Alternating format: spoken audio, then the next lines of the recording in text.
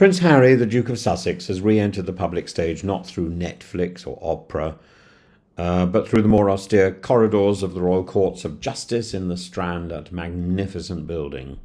And what's at stake this time is not palace gossip or Californian jam, but his personal safety and a deeply political question about what it means to be royal in the 21st century. And the involvement of the Home Office, helmed at the time by, I can't remember whether it was Priti Patel or Suella Braverman. Doesn't really make very much difference, does it?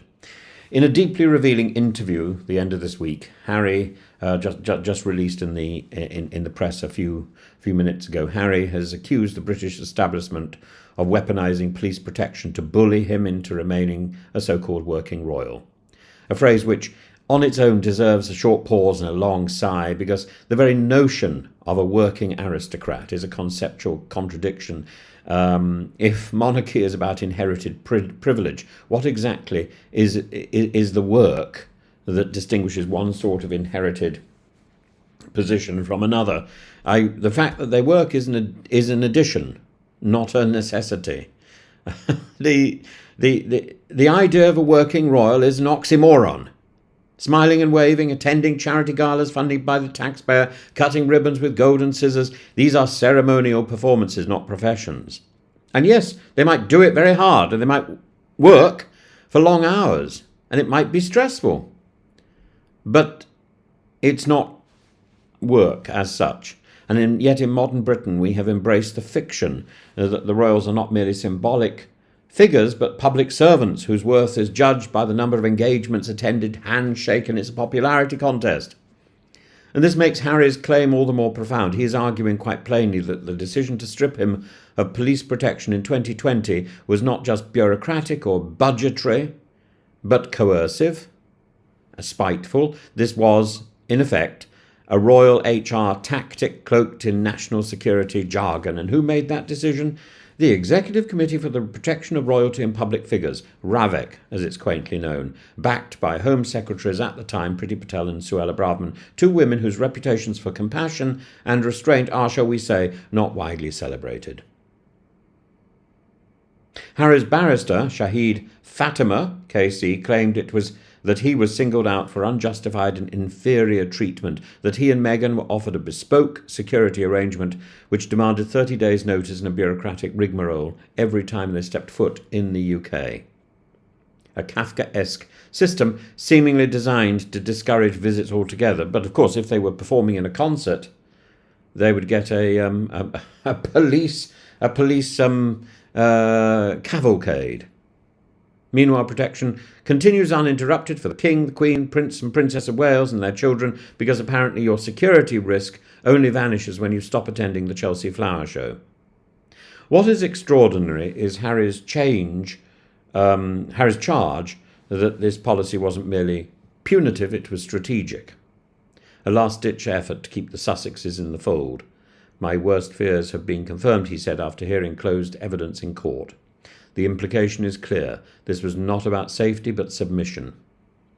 And let's not forget that in January 2020, the Queen's private secretary wrote that it was imperative that Harry and Meghan continue to receive effective security against extremists. And yet, by March, that assurance had evaporated. Why?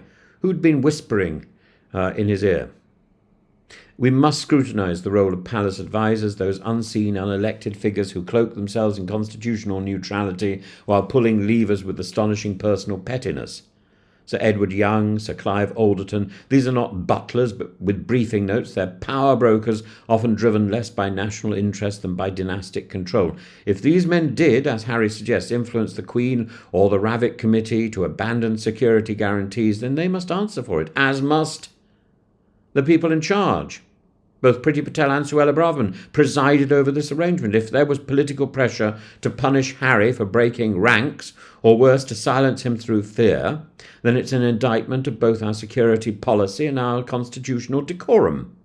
And it needs to be exposed, because at the heart of this story is a painful irony. The man born in a gilded cage tried to escape and was punished for walking away. A prince seeking the right to live as a citizen finds himself fighting the state not for privilege but for protection. And frankly, by the way, he didn't want to walk away completely. He wanted to keep some of the military responsibilities, and that wasn't allowed. You're either in or out. He didn't ask to be born royal. He didn't ask to walk behind his mother's coffin. He didn't ask for all this attention, but he is asking quite rationally not to be endangered simply for refusing to be ornamental. And yet when he comes over here, he demonstrates the power of his personality, his charisma. I've used this word a few times in the past. Harry doesn't even need to say anything. He's a crowd puller. Now, I might argue the royals who step back should forfeit their perks. But this isn't a question of perks, it's a question of credible threat. If Harry,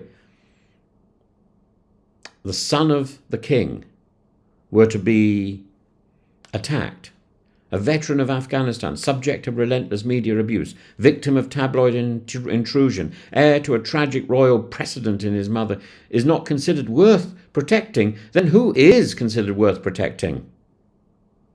And here's where all this loops back to the absurdity of the modern monarchy. We demand loyalty from royals, but not logic. We expect duty, but not disclosure. We invented the fiction of the working royal, and now we are scandalized when someone declines to play that theatre, that role. What this episode has revealed is not merely the fragility of royal family ties, but the shallow vindictiveness of those who guard the gates of the establishment. Harry is no saint, but he's not paranoid either. And when the institutions designed to protect become the instruments of pressure, we have to ask, who are they really serving, the monarch, the taxpayer, or the narrative? The time has come for transparency.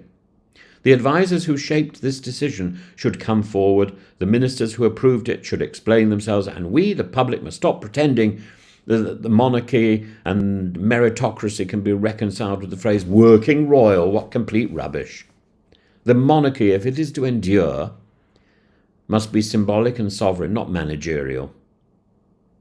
Because the minute you treat royalty as an HR department with press releases and parking passes, you erode the very mystique that justifies its existence. If Prince Andrew can be afforded royal protection, then it is disgraceful that the king's son is not. Prince Harry has lifted the curtain.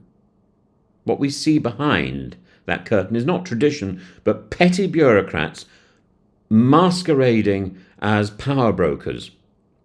We see pettiness as power. We see pettiness, spite, vindictiveness, the nasty machinery of silly little people running around the place trying to claim that they are bigger because they have a bigger pad of paper. Oh, come on.